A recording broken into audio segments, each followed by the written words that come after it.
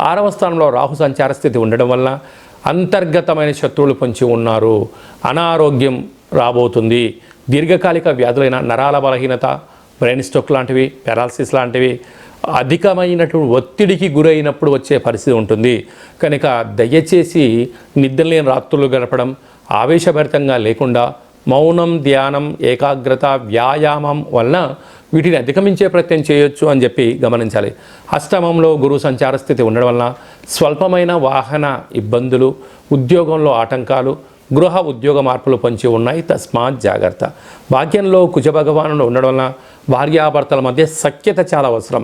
ప్రేమికుల మధ్య నమ్మకం అవసరం అని చెప్పి కూడా మీరు గుర్తుపెట్టుకోగలగాలి. వ్యయంలో బుధాదిత్య రాజయోగం కారణం వలన ప్రభుత్వ అధికారులతో చాలా అప్రమత్తంగా ఉండాలి. వాహన ప్రమాదాలు పొంచి ఉన్నాయి. మీ జన్మ నక్షత్రం రోజున పూర్ణిమ, అష్టమి తిథి యందున పంచభూతాలతో